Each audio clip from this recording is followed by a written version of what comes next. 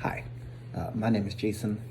I'm an African American male, and I just wanted to speak on some of this bullshit that's been going on because I've been sitting on the sideline for quite some time, just observing and just kind of feeling scared.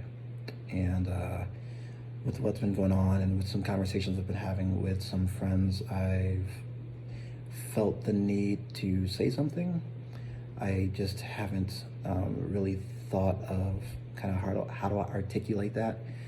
And with some encouragement, I've decided to just go ahead and fucking do it. And so I'm recording this video to just kind of speak on some of that. I can say that as a black male in this country, there isn't really a day that goes by where I'm not cognitively aware of the fact that I'm black and that I'm seen as a threat when I'm outside of this home. And as recently, I am now fearing even just being inside the home, knowing that there's been 2 instances where black people have been killed in their homes, not doing anything.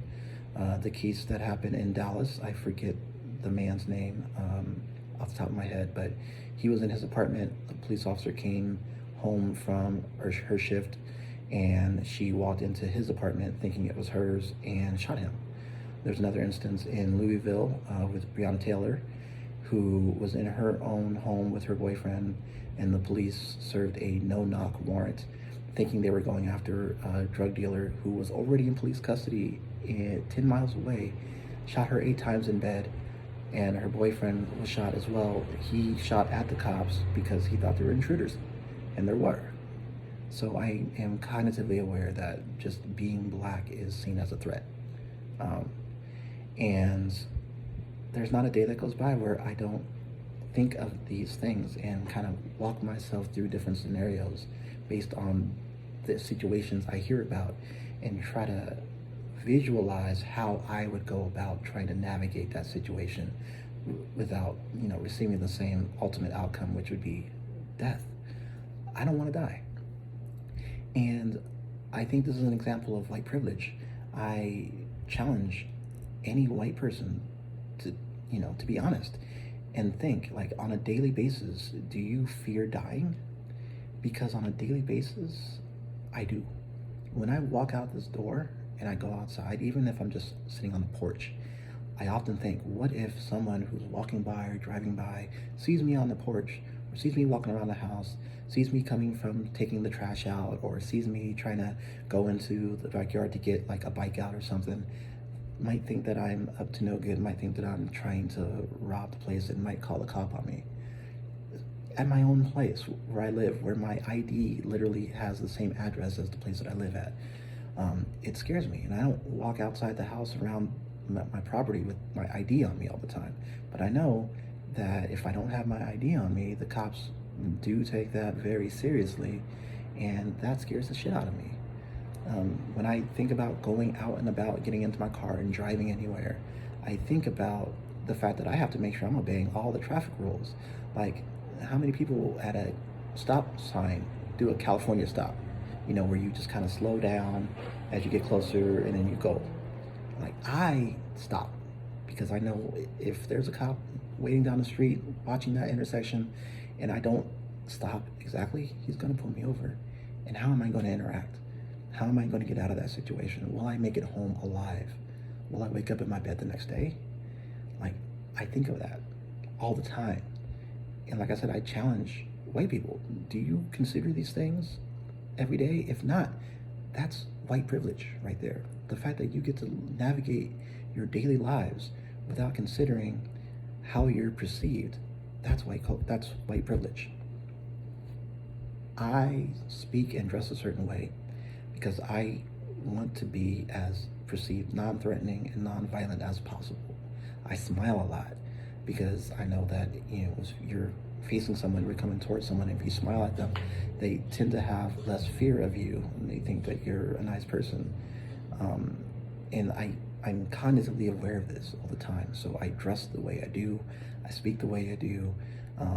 I interact with people in a friendly manner because I don't want people to be scared of me, and I don't want to have the cops call on me, because their chances are very high for a black person who's interacting with the cops to not make it out alive. And that's unfortunate. But the fact that I go through these scenarios and exercises through my head on a damn near daily basis, it's depressing. And like, white people, do you think about interacting with the police on a daily basis and go through different scenarios and how you would respond, how you make sure you didn't have your hands in your pockets, how you're constantly aware of where your hands are? I've thought about how, like, if an officer is talking to me and asks me to do something, how I need to verbalize my actions before I do them, and do them slowly so that they don't think that I'm up to no good, that I'm gonna grab some weapon. If a cop asks to see my ID, I'll say, okay, my ID is in my left pocket. I'm gonna reach my left hand down into my pocket and grab my ID. And I practice this out loud, like I just did right now, to myself when I'm in the room by myself and there's no one listening to me. I actually verbalize these hypothetical scenarios so that if I'm ever in a real world like situation, that it's muscle memory. I do this every fucking day because I'm scared of what might happen. I have a daughter. I'm married to a white woman. We have a biracial child. I fear for her safety and her life. One, because as she's growing up, she's going to be brought up into this world where black men and women are killed damn near every day for walking across the street, jaywalking, for selling cigarettes outside, for passing off a possibly counterfeit dollar bill, for doing all sorts of just random shit, for just being in your home, for just sleeping, just for being black. People are killed in this country every day, and I fear for my daughter's safety, and I fear for her livelihood if I'm not around. Like, I need to be around for my daughter. I need to be around for myself. I like my life. I'm doing pretty well for myself. I went to Berkeley. I have a degree in anthropology. I work for a medical institution. As of right now, I'm working from home.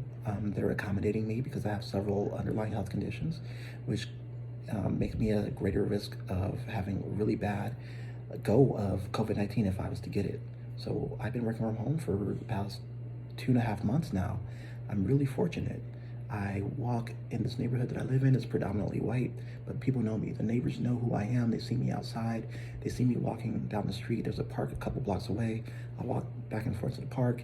I walk the dog, family dog around. I walk my daughter around. People know who I am in this neighborhood. I feel relatively safe, but outside of these few blocks, I don't, because I have the skin.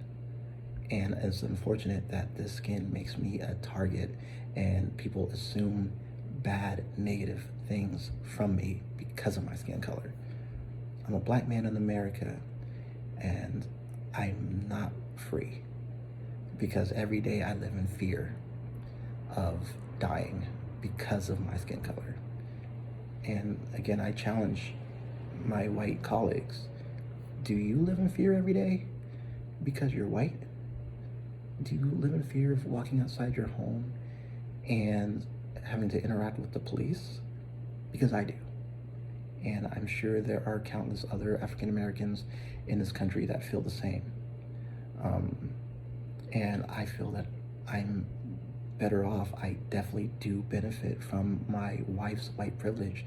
When I'm out and about with her, I know that I kind of have that shield because she's right there. And if this white woman isn't fearful of this black man, someone else who's white may not see me as a threat. But if I'm just by myself, someone's gonna see me as a threat. It doesn't matter how I dress, doesn't matter how I come off, doesn't matter how I talk. I have an education, so I have a certain way of speaking, proper English, if you will. I do code switch when I'm hanging out, in the hood. But this is like my day-to-day vernacular, so this is just how I come across.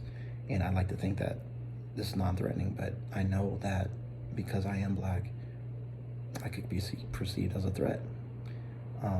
So I just yeah, I just wanted to share these thoughts and ideas.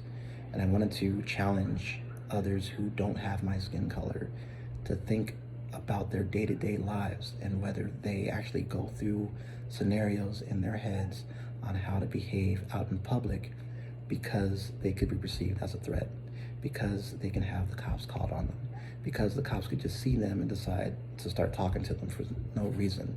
And do you fear waking up the next day in your own bed or not? Because I do. I fear that when I leave my home just to go down to the store because I need more milk, whatever, I fear making it home. I fear being pulled over by the police. Even though I could be doing nothing, I don't ride around with drugs. I live in California. I can smoke weed if I want to, outside or inside. But I don't go around with drugs. I don't go around with weapons. Yet I still fear interacting with the police because I know that my black skin makes me a target and my black skin makes me perceived as a threat, regardless of how well I speak, regardless of how much I smile. And to live with that day in and day out is an overbearing weight on my shoulders. And I'm sure that weight is carried by other black people in this country. So I hope maybe this has given someone else a little pause for thought. I hope maybe I'll make more videos like this where I kind of speak on these subjects. We'll see. But yeah, thank you for listening.